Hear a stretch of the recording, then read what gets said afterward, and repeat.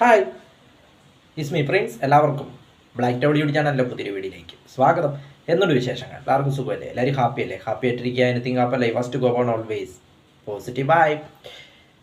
Cricket പ്രേമികളെ സംബന്ധിച്ചിടത്തോളം വളരെ ഒരു ഞെട്ടിക്കുന്ന വാർത്തയാണ് ബംഗ്ലാദേശിൽ നിന്നും പുറത്തു വന്നതെന്ന് പറയാം.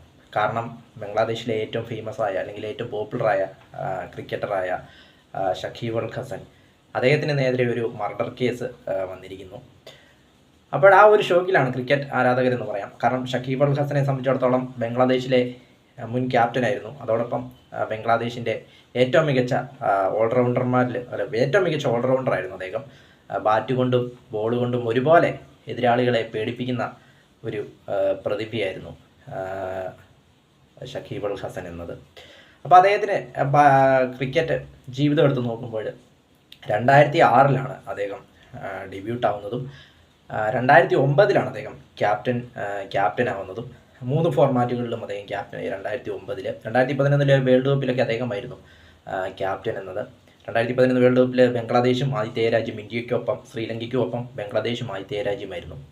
പിന്നീട് അദ്ദേഹം ക്യാപ്റ്റൻസിയിൽ നിന്നും പുറത്തു പോയെങ്കിലും 2018 വീണ്ടും ടെസ്റ്റിലൊക്കെ അദ്ദേഹത്തെ ക്യാപ്റ്റനാക്കിയിരുന്നു. അങ്ങനെ ബംഗ്ലാദേശിൻ്റെ ലോകത്തിന് സമ്മാനിച്ച ഒരു അതുല്യ പ്രതിഭ എന്ന രീതിയിലേക്ക്, അല്ലെങ്കിൽ ആ ഒരു അതുല്യ പ്രതിഭയായിരുന്നു അദ്ദേഹം ഷക്കീബ് അൽ ഹസന്. അപ്പം അത്രയേറെ മികച്ച ഒരു ഓൾറൗണ്ടറായിരുന്നു. ലോക ക്രിക്കറ്റിലെ തന്നെ ഏറ്റവും മികച്ച ഓൾറൗണ്ടർമാരിൽ ഒരാളാണ് അദ്ദേഹം. അപ്പം അദ്ദേഹം ബംഗ്ലാദേശിൻ്റെ കളികളൊക്കെ കാണുമ്പോൾ ഇദ്ദേഹം ഗ്രീസിലെത്തുമ്പോൾ പ്രത്യേകം കണ്ടിരുന്ന കാലങ്ങളൊക്കെ ഉണ്ട് ചെറുപ്പത്തിൽ. അങ്ങനെയൊരു പ്ലെയറായിരുന്നു അദ്ദേഹം ഷക്കീബ് അൽ ഹസന്. ബാറ്റ് കൊണ്ടും ബോൾ കൊണ്ടും ഒരുപോലെ എതിരാളികളെ പേടിപ്പിക്കുന്നു ഒരാളായിരുന്നു. ബാറ്റ് കൊണ്ട് അനായാസം റൺസ് കണ്ടെത്തുകയും അനായാസം വിക്കറ്റ് എടുക്കുകയും ചെയ്യുന്ന ലോകത്തിലെ തന്നെ ഏറ്റവും മികച്ച ഓൾറൗണ്ടർമാരിൽ ഒരാളായിരുന്നു അദ്ദേഹം. അപ്പോൾ അദ്ദേഹത്തിനെതിരെയാണ് ഒരു മർഡർ കേസ് വന്നിരിക്കുന്നത്.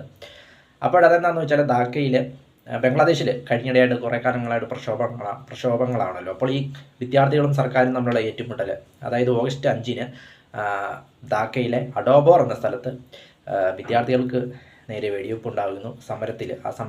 വിദ്യാർത്ഥികളുടെ ആ ഒരു സമരത്തിൽ വെടിവെപ്പുണ്ടാവുകയും വെടിവെപ്പിൽ മുഹമ്മദ് റൂബൽ എന്നൊരാൾ കൊല്ലപ്പെട്ടു. ആ ഓഗസ്റ്റ് 5 സംഭവം നടക്കുന്നത്. വെടിയേൽക്കുന്ന ഓഗസ്റ്റ് 5 ഓഗസ്റ്റ് 7 അദ്ദേഹം മരിക്കുന്നതും.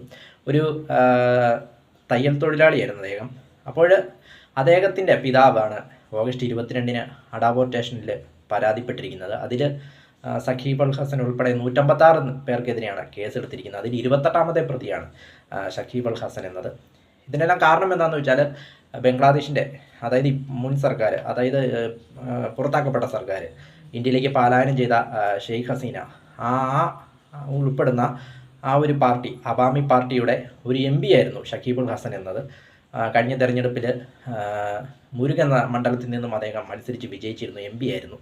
അപ്പോൾ പൊളിറ്റിക്സിലും അദ്ദേഹം വളരെ സജീവമായിരുന്നു. അപ്പോൾ അതെല്ലാം കൂടി കൊണ്ടായിരിക്കാം അദ്ദേഹത്തിനെയും പ്രതി ചേർത്തിരിക്കുന്നതെന്ന് തോന്നുന്നു. 28ാമത്തെ പ്രതിയാണ്. പക്ഷേ സംഭവം നടക്കുമ്പോഴൊന്നും അദ്ദേഹം അവിടെ ഇല്ല, കാനഡയിലായിരുന്നു. കാനഡയിലെ ക്രിക്കറ്റ് മത്സരങ്ങളിൽ പങ്കെടുക്കുകയായിരുന്നു. ഇപ്പോൾ അദ്ദേഹം പാകിസ്ഥാനിലെ ടെസ്റ്റ് പരമ്പരയിലാണ്.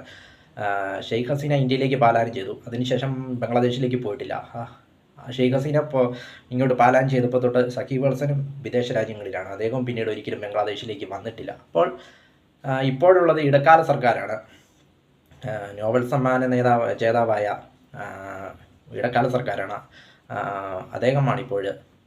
അദ്ദേഹത്തിന് പേര് മറന്നു. അദ്ദേഹമാണിപ്പോൾ ബംഗ്ലാദേശ് ഭരിക്കുന്നത്. നോബൽ സമ്മാനമൊക്കെ മേടിച്ച ആളാണ്. അപ്പോൾ അദ്ദേഹം ഷക്കീബ് അൽ ഹസനെ രാജ്യത്തേക്ക് തിരിച്ചു വന്നാലുടൻ നിയമ നടപടികൾ സ്വീകരിക്കുമെന്നാണ് സർക്കാർ പറഞ്ഞിരിക്കുന്നത്. ഏതായാലും ക്രിക്കറ്റ് പ്രേമികളെ സംബന്ധിച്ചിടത്തോളം വളരെയധികം ഞെട്ടിക്കുന്ന ഒരു വാർത്തയാണ് ബംഗ്ലാദേശിൽ നിന്നും പുറത്തു വന്നതെന്ന് പറയാം.